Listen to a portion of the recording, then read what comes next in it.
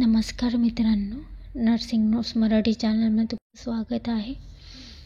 आज आपण community health nursing बघूया. JNM first year short notes बघूया. त्यात हा क्वेश्चन 2024मध्ये आलेला आहे. तसेच 2018, 2006 आणि 2008 या क्वेश्चन पेपरमध्ये आलेला आहे. शॉर्ट नोट्समध्ये 4 मार्काला किंवा 5 मार्काला विचारलं जातं. खूप इम्पॉर्टंट क्वेश्चन आहे. चला सुरुवात करूया. व्यक्ती आणि समुदायाच्या आरोग्यावर परिणाम करण्यासाठी अनेक घटक एकत्रितपणे येतात. निरोगी लोक निरोगी आहेत की नाहीत हे त्यांच्या परिस्थिती आणि वातावरणावर अवलंबून असते. मोठ्या प्रमाणात आपण कुठं राहतो, आपल्या पर्यावरणाची स्थिती, अनुवंशशास्त्र, आपले उत्पन्नाने शिक्षण पातळी आणि मित्र आणि कुटुंबाशी असलेले संबंध यासारख्या घटकांचा आरोग्यावर लक्षणीय परिणाम होतो. तर आरोग्य सेवाची उपलब्धता आणि वापर यासारखा सामान्यतः विचारात घेतलेल्या घटकांचा बहुतेकदा कमी परिणाम होतो. तर इथे म्हटलेलं गेलं आहे, व्यक्ती आणि समुदायाच्या आरोग्यावर परिणाम करण्यासाठी अनेक घटक एकत्रित येतात. लोकांचं निरोगी राहणं आपल्या परिस्थितीवर आणि वातावरणावर अवलंबून असते. तसेच आपलं कुठं राहणं, पर्यावरणाची स्थिती काय आहे, पर्यावरण दूषित आहे की चांगले आहे. तसेच अनुवांशिक म्हणजे आपले जे नाता आपण जे अनुवांशिक जे आपले पूर्वज आहे, दादा दादी असो, मम्मी पप्पा, त्याच्यावर पण आहे. एखादी त्यांना रोग असला, डायबेटिक्स, तर समोर आपल्याला पण होऊ शकतो. आपलं उत्पन्न, शिक्षणाची पातळी, मित्र, कुटुंब संबंध या सगळ्यांचाच आपल्या आरोग्यावर परिणाम होऊ शकतो. तर हेच आरोग्याचे निर्धारक घटक आहे. समोर बघूया. सामाजिक आणि आर्थिक वातावरण. भौतिक वातावरण आणि व्यक्तीच्या वैयक्तिक वैशिष्ट्य आणि वर्तन लोकांच्या जीवनाचा संदर्भ त्यांचे आरोग्य ठरवतो आणि म्हणून व्यक्तींना त्यांच्या खराब आरोग्यासाठी दोष देणे किंवा त्यांच्या चांगल्या आरोग्याचे श्रेय देणे अयोग्य आहे. व्यक्ती आरोग्याच्या अनेक निर्धारकावर थेट नियंत्रण ठेवू शकत नाही. या निर्धारकांमध्ये किंवा लोकांना निरोगी बनवणाऱ्या किंवा नसलेल्या गोष्टींमध्ये वरील घटक आणि इतर अनेक घटकांचा समावेश असतो. तर इथे म्हटलं गेलेलं आहे की व्यक्तीचे वैयक्तिक वैशिष्ट्ये आणि वर्तन लोकांच्या जीवनाचा संदर्भ त्यांचे आरोग्य ठरवतो आणि म्हणून व्यक्तींना त्यांच्या खराब आरोग्यासाठी दोष देणे किंवा त्यांचे चांगले आरोग्य श्रेय देणे अयोग्य आहे. व्यक्ती आरोग्याच्या अनेक निर्धारकावर थेट नियंत्रण ठेवू शकत नाही.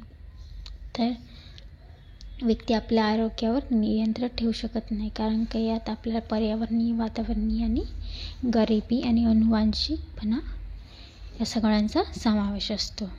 नेक्स्ट बघूया. उत्पन्न आणि सामाजिक दर्जा. जास्त उत्पन्न आणि सामाजिक दर्जा चांगल्या आरोग्याशी जोडलेले आहे. श्रीमंत आणि गरीब लोकांमधील दरी जितकी जास्त असते तितक्या आरोग्यातील तफावत जास्त असेल. तर इथे उत्पन्न आणि सामाजिक दर्जाचं बोललेलं आहे. जास्ती उत्पन्न आणि सामाजिक दर्जा चांगल्या आरोग्याशी जोडलेलं असतं. जेवढं चांगलं उत्पन्न असेल तेवढंच आपण चांगलं आरोग्य जगू शकतो. श्रीमंत आणि गरीब लोकांमधील दरी जितकी जास्त असेल तितकेच आरोग्यातील तफावत जास्त असेल.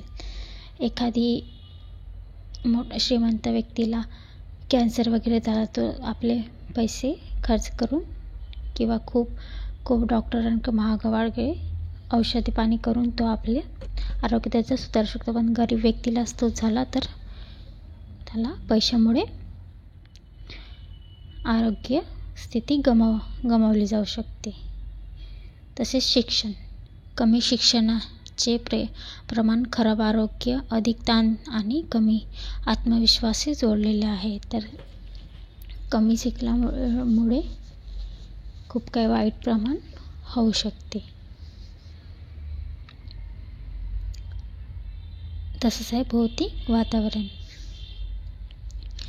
सुरक्षित पाणी आणि स्वच्छ हवा, निरोगी कामाचे ठिकाणे, सुरक्षित घरे, समुदाय आणि रस्ते हे सर्व चांगल्या आरोग्यासाठी योगदान आहे. रोजगार आणि कामाच्या परिस्थितीत नोकरीत असलेले लोक निरोगी असतात, विशेषतः ज्यांचे त्यांच्या कामाच्या परिस्थितीवर अधिक नियंत्रण असते.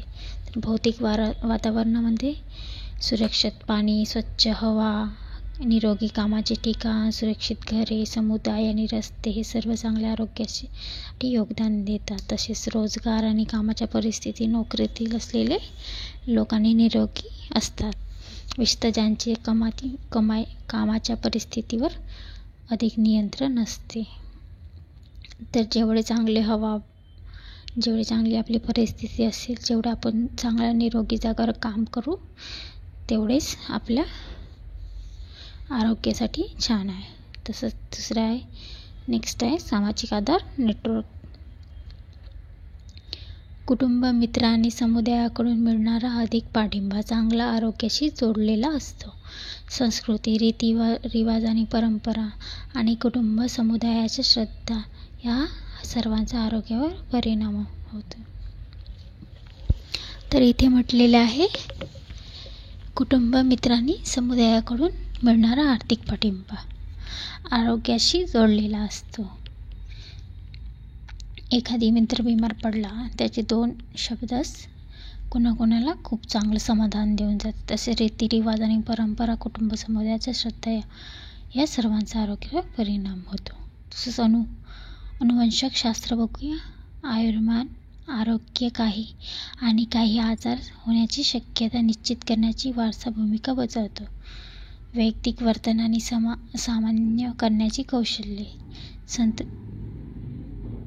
संतुलित खाणे, सक्रिय राहणे, धूम्रपान करणे, मद्यपान करणे आणि जीवनातील ताणतणाव आणि आव्हानांना आपण कसे तोंड देतो, जर आरोग्याचा परिणाम करतो. तर इथे काय म्हणते, अनुवंशशास्त्रामध्ये म्हटलेलं आहे, आयुर्मान आरोग्य काही आजार होण्याची शक्यता निश्चित करणे. तर अनुवांशिक म्हणजेच आपल्या आजोबांचे, आजींचे, मम्मी पप्पांचे जे आजार असते ते कधी कधी आपल्याला होण्याची शक्यता असते. चला बघूया आरोग्य सेवा. आरोग्यावर परिणाम करणाऱ्या, रोगांना प्रतिबंध करणाऱ्या आणि उपचार करणाऱ्या सेवांची उपलब्धता आणि वापर. नेक्स्ट बघूया लिंग. पुरुष आणि स्त्रिया वेगवेगळ्या वयोगटात वेगवेगळ्या प्रकारच्या आजारांना ग्रस्त असतात. तर हे झाले आपले आरोग्याचे निर्धारक. काही क्वेश्चन असल्यास कमेंट करा. व्हिडिओ आवडला असेल तर शेअर करा, लाईक करा. धन्यवाद मित्रांनो.